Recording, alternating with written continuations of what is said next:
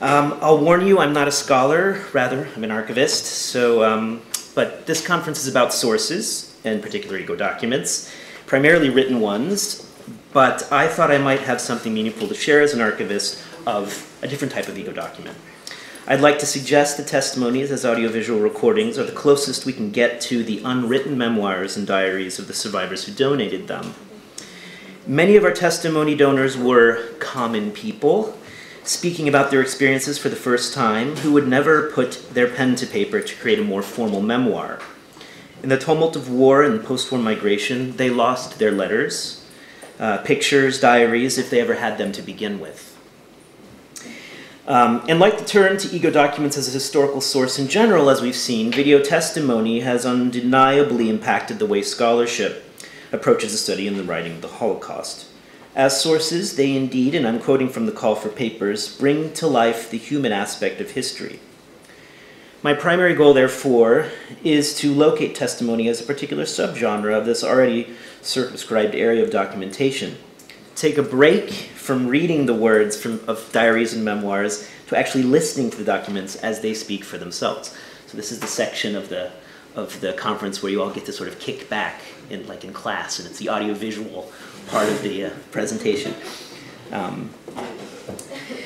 So in addition to sort of adding a little flesh and blood to the discussion, I hope I can simultaneously demonstrate the richness and relevance of the Fortunoff Video Archive and its testimonies as sources for historical examinations of subjects, periods, etc., that are perhaps less expected. My focus today on the post-war might surprise some researchers who assume the Fortunoff's collection has a singular focus on the years 1933 to 1945. But our collection consists of life stories, with large portions of each testimony devoted to the pre- and post-war periods. In fact, because we began recording in 1979, we have several testimonies of survivors who were born in the late 19th century. So they can not only tell us about the Second World War and its aftermath, but have childhood memories of the First World War and even the Bolshevik Revolution. I will admit that this is not going to be a traditional paper. As I said, it's more of an audiovisual presentation. After all, we are a video archive, so I'm going to speak less and show more. But I wanted to offer a few brief introductory remarks before we begin. Most of the time, I said, will be used to screen an edited program that I've created. It's just 4 testimony excerpts, of which there are hundreds of potential excerpts that I could have shown. They're in English and Hebrew, which is why I handed out a handout to some of the participants who may not speak Hebrew fluently enough to understand the Hebrew clips. But these excerpts talk about illegal immigration to pre-state Israel, serving in the 48 War, and interactions with native Israelis, sort of the difficulty of interactions with native Israelis.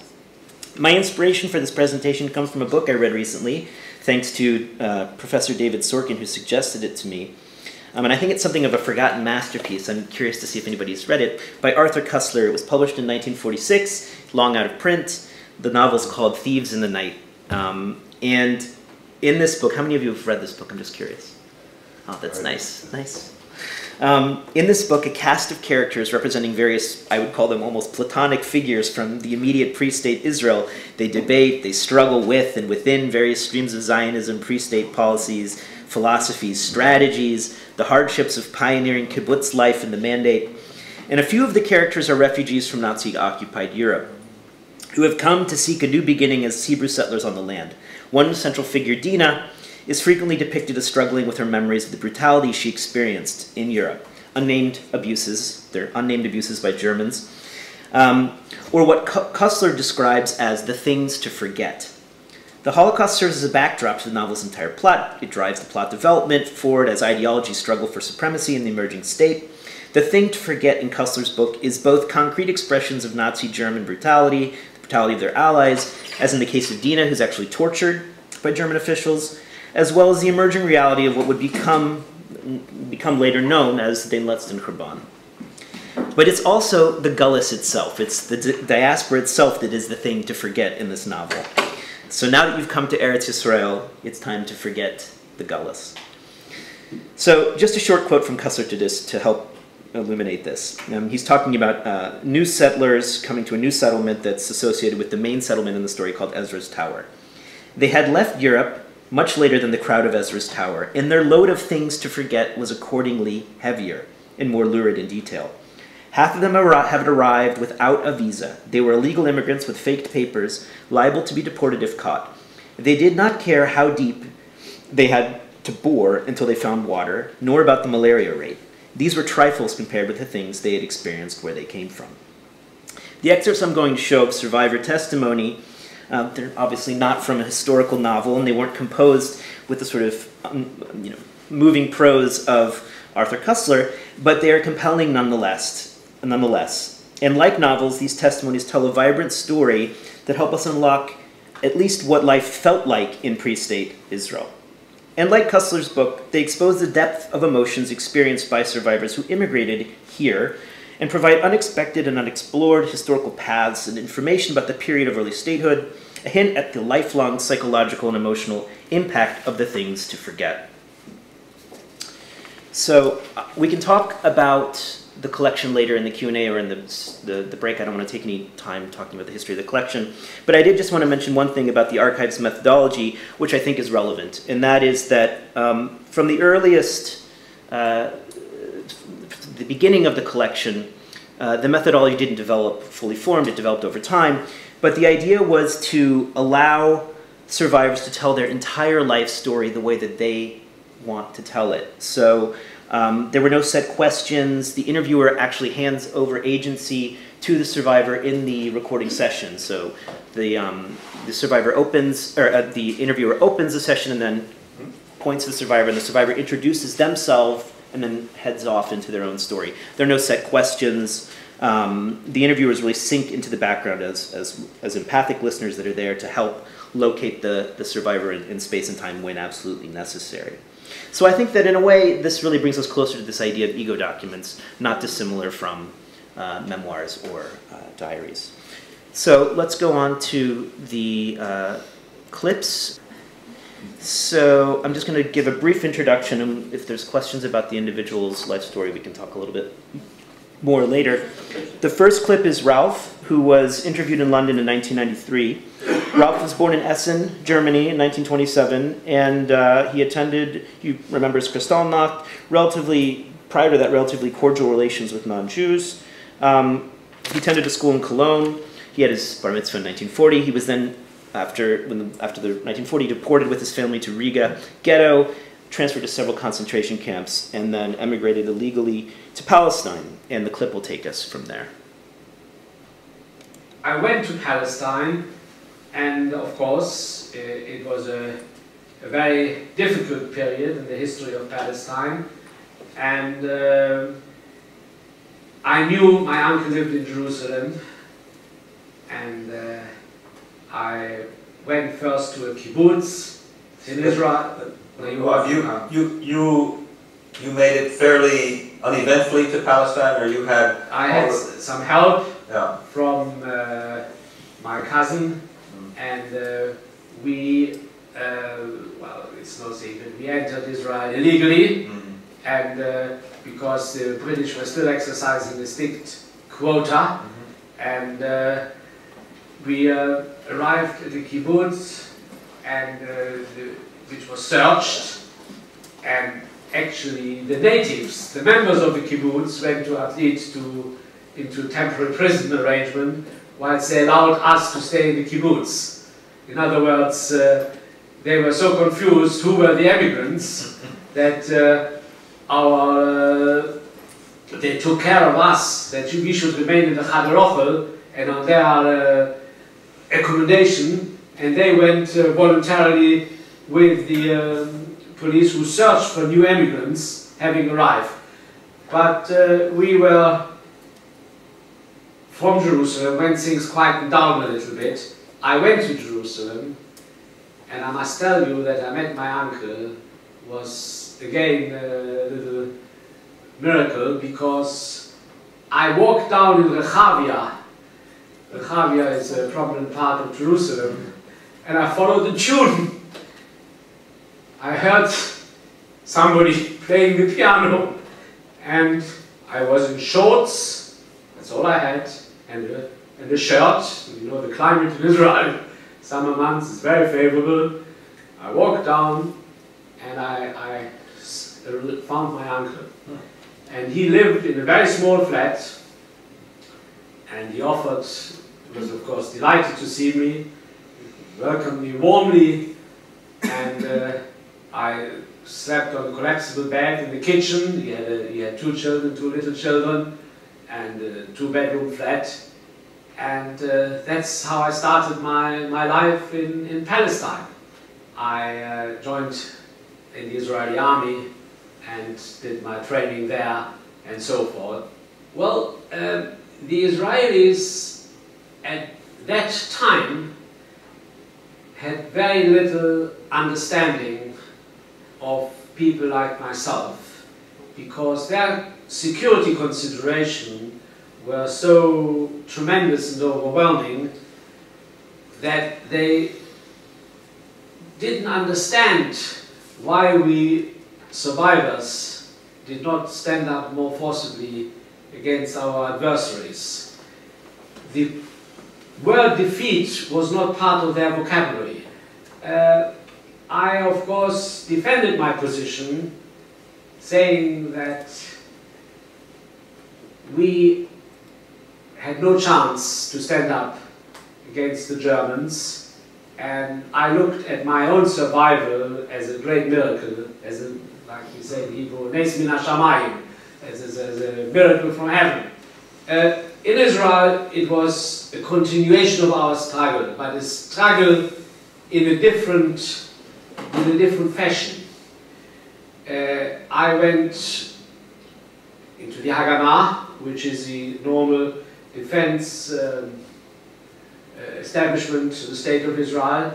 All weapons were, of course, confiscated by the British. We were not allowed to have any, but the Yishuv and the Haganah was a superb organization, people tremendously dedicated to the survival of the Jewish people.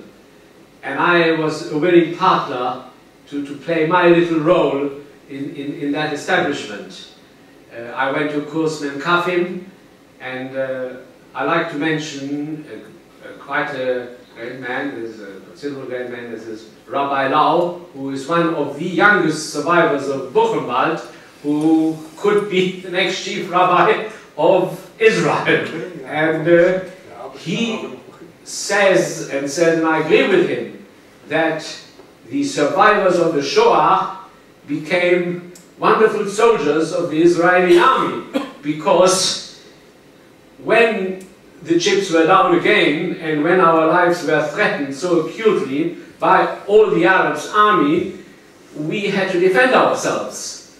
But this time we, in unison with the others, and we had our training, although it was very minimal, and there were instances where I can say we kidded the Arabs, but we knew what was at stake. And I remember when I went to an officer's course in Pardes Hanan, that our commander said, "I'll explain to you what is at stake here." And I quote him literally, because there are things in my life which I do remember. He said, "Had Hitler succeeded to invade the British Isles, the fate of the Jewish people in England would have been very similar to that of their counterparts on the continent in the occupied territories. But if the Arabs succeed in invading that little portion of land which has been allocated as Israel by the United Nations, Russia, England, America, all in agreement, voting for the establishment of a Jewish state after that great trauma of the Holocaust, and it was the greatest Churban ever experienced by the Jewish people. According to Lord Jacobowitz, it's greater than the destruction of the first and second temple. So here we are, and we fought, and coming back to this commander, he said, if the Arabs succeed in invading that little spot of land which the United Nations have allocated to us, there is no survival for the Jewish people. They throw us all into the sea. That is what is at stake.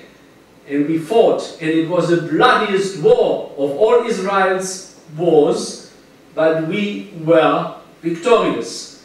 They took the old city, of course, Blood Pasha was still there. They made certain strategic gains, but we preserved, right, quite a big portion of the land, including the Negev, and that was our first war.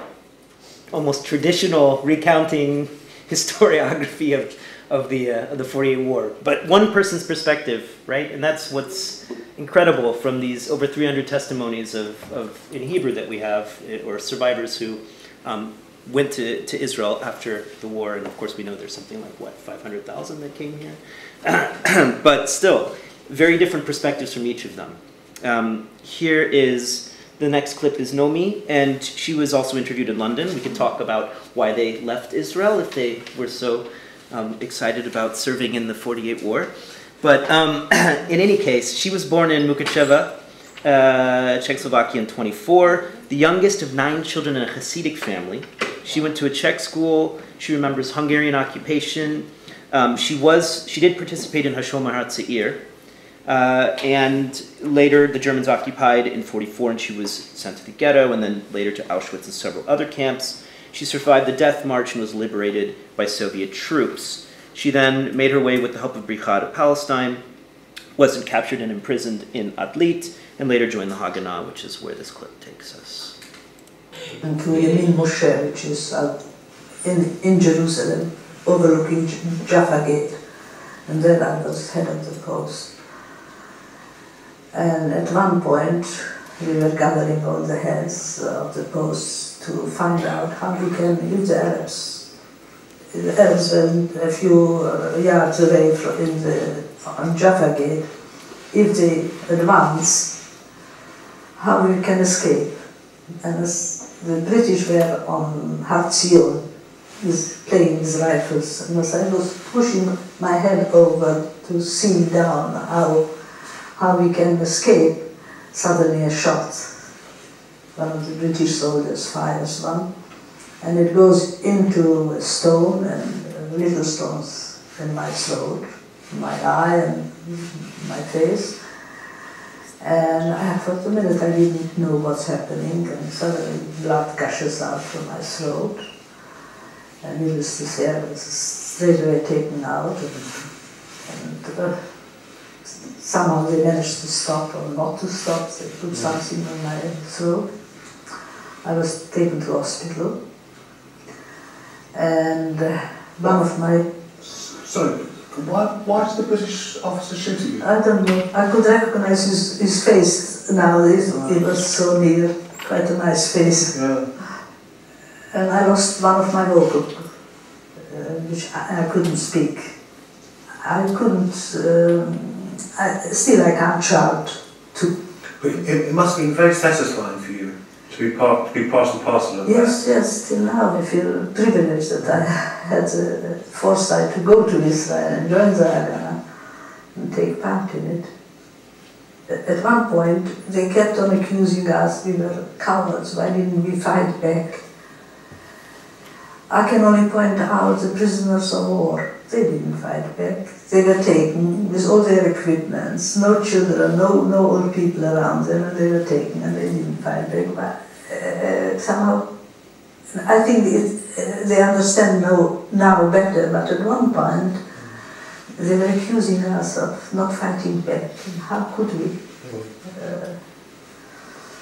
We were terrorized and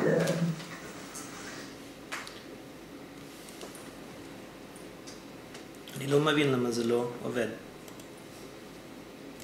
we were terrorized and You might just be the first few seconds. You have to close the one. It has something to do with the audio because there's only audio on one channel, but...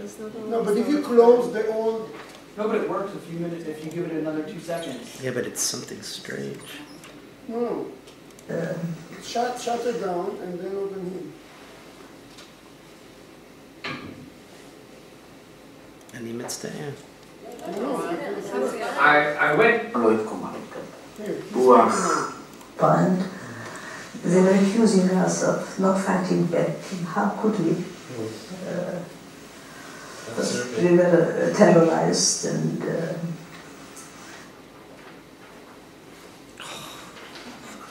בפלמ"ח הם היו שואלים שני דברים על השואה. למה לא עליתי מקודם? והשאלה השנייה, למה לא התקוממת? למה זה לא יכול לקרות? ואני מבין אותם שהם אומרים, ואני אומר שהיה קורה להם בדיוק אותו דבר.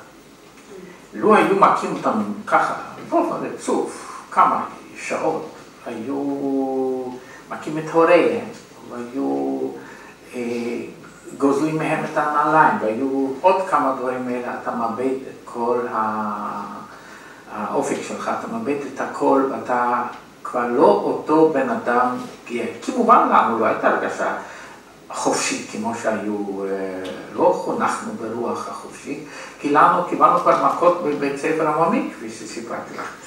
אבל אני לא חושב שהם היו עושים את זה אחרת. ומה שקרה בוורשה זה היה בזמן שהם היו כבר לאחר הכל, בהתחלה זה לא היה. וזה אני עונה לאלה שאומרים למה לא התקוממתם.